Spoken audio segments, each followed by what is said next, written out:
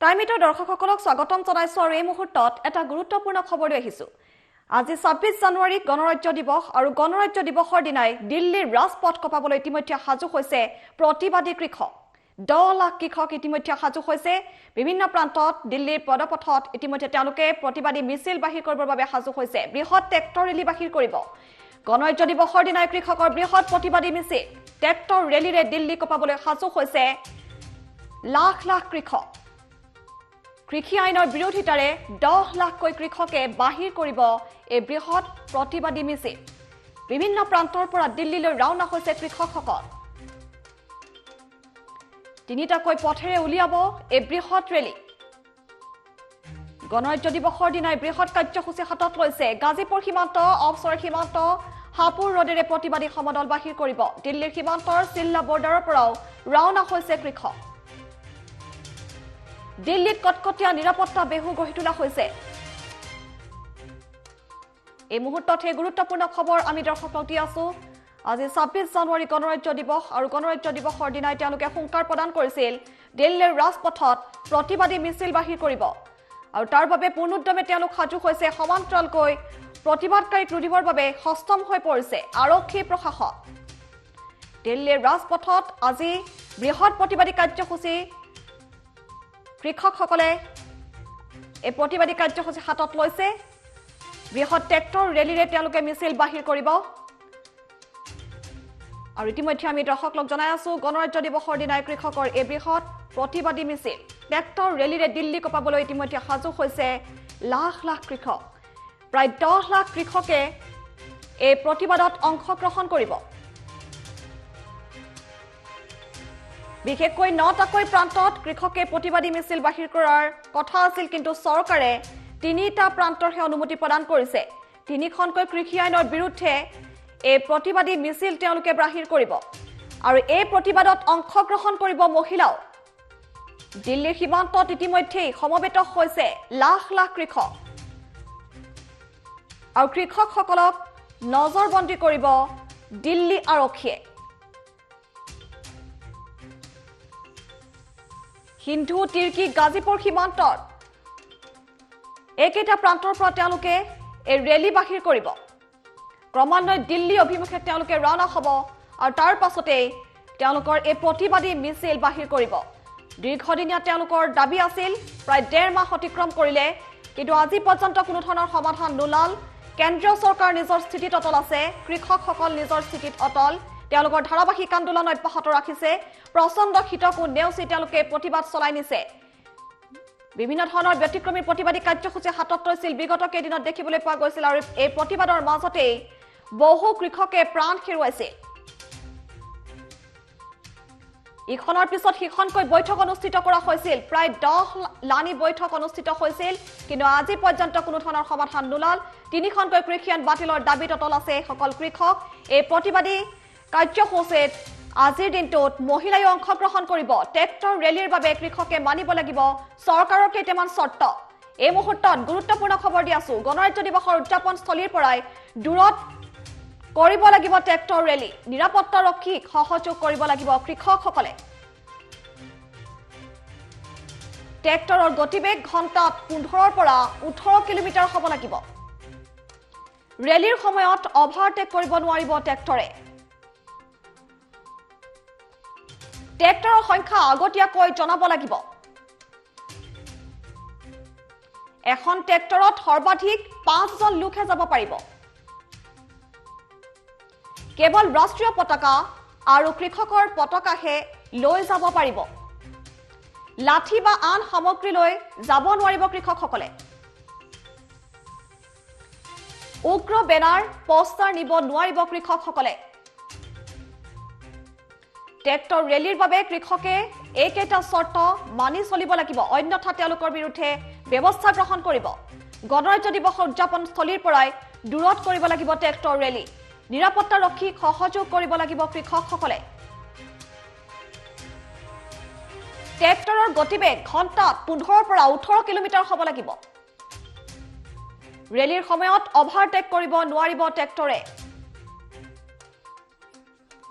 ট্ৰেক্টৰৰ সংখ্যা আগতীয়াকৈ জনাব লাগিব।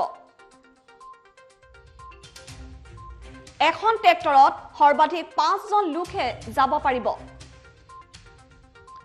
কেৱল ৰাষ্ট্ৰীয় পতাকা আৰু কৃষকৰ পতাকাহে লৈ যাব পাৰিব লাঠি বা আন সামগ্ৰী লৈ যাব নোৱাৰিব কৃষকসকলে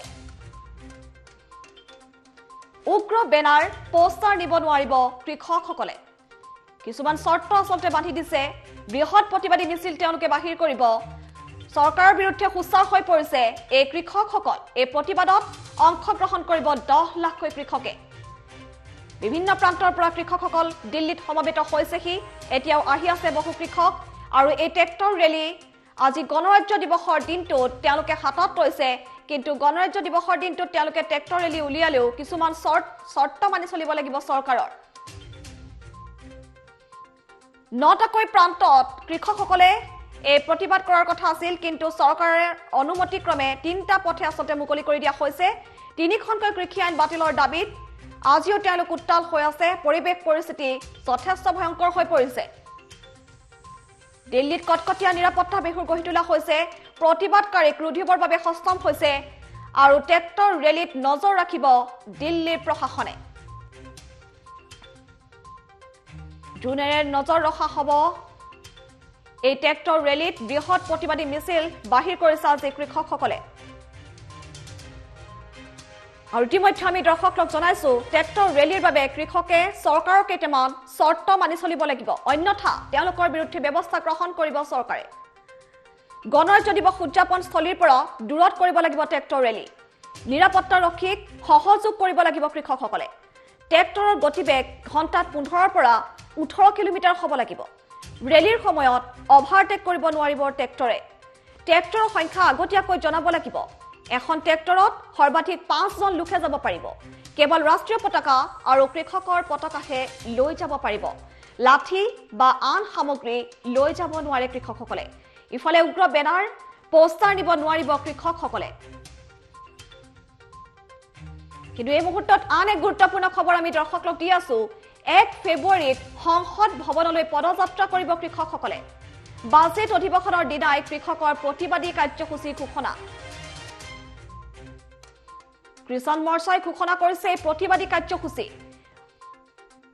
বৃহৎ প্ৰতিবাদী মিছিল তেওঁলোকে বাহিৰ কৰিছে সমান্তৰালকৈ 1 ফেব্ৰুৱাৰীত সংসদ ভৱনলৈ পদযাত্ৰা বাহিৰ কৰিব কৃষকসকলৰ এই প্ৰতিবাদ যথেষ্ট জংগী হৈ পৰিছে আজি দিল্লীৰ ৰাজপথত যেটো উজলি উঠিব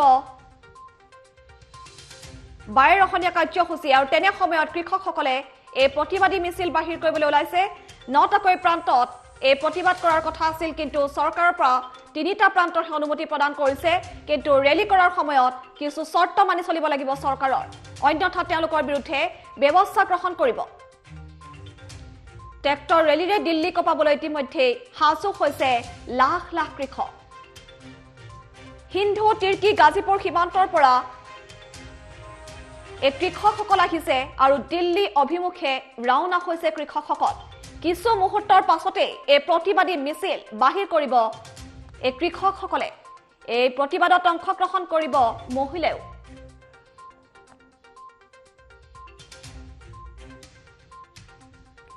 2 লাখ ট্ৰেক্টৰ লৈ আজি এই প্ৰতিবাদ সাব্যস্ত কৰিব তেওঁলোকে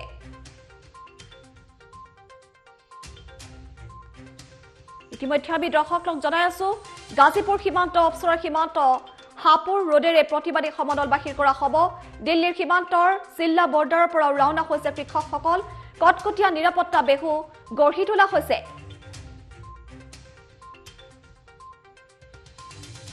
প্ৰতিবাদকাৰীক ৰুধিবৰ বাবে সষ্টম হৈ পৰিছে দিল্লী আৰক্ষী প্ৰশাসন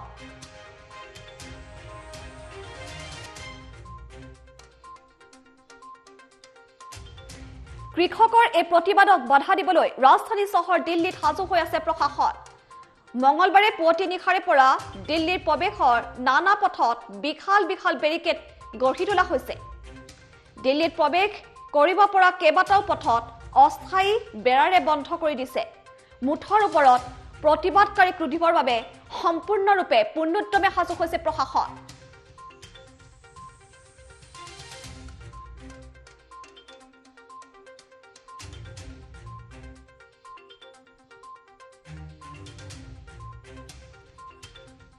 দিল্লীৰ ইতিহাসত কেতিয়াও কোনোদিন নোহোৱা এটা আসলতে দিন হিচাপে বিবেচিত হৈছে গণৰাজ্য দিৱসৰ দিনাই লাখ লাখ কৃষকে দিল্লীৰ ৰাজপথ কপাবলৈ ইতিমধ্যে সাজু হৈছে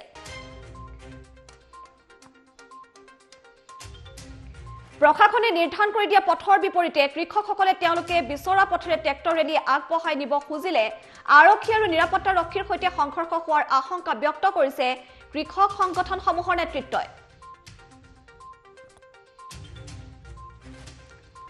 আজিৰ দিনটোত পৰিৱেশ পৰিস্থিতি যথেষ্ট ভয়ংকৰ হোৱাৰ সম্ভাৱনা দেখা দিছে সম্পূৰ্ণৰূপে সাজু হৈছে দিল্লী আৰক্ষী প্ৰশাসন আৰু এইদৰে কৃষকসকলে বিভিন্ন প্ৰান্তৰ পৰা আহি সমবেত হৈছে দিল্লী অভিমুখে ৰাওনা হৈছে কেইটামান মুহূৰ্তৰ পাছতেই দিল্লীৰ ৰাজপথত এই সকল কৃষকে প্ৰতিবাদী মিছিল বাহিৰ কৰিব বৃহৎ ট্ৰেক্টৰ ৰেলী বাহিৰ কৰিব পূৰ্বৰ পৰাই তেওঁলোকে হকিয়াই দিছিল হুংকাৰ প্ৰদান কৰিছিল যে তিনিখনকৈ কৃষি আইন তেওঁলোকে বাতিল কৰিব লাগে কিন্তু এফালে কেন্দ্ৰীয় চৰকাৰ নিজৰ স্থিতিত অটল আছে ধাৰাবাহিক আন্দোলন অব্যাহত ৰাখিছে এই প্ৰতিবাদী কৃষকসকলে আৰু কিছু মুহূৰ্তৰ পাছত আমি দৰ্শকসকলক দেখুৱাম আজি দিল্লীৰ পৰিৱেশ পৰিস্থিতি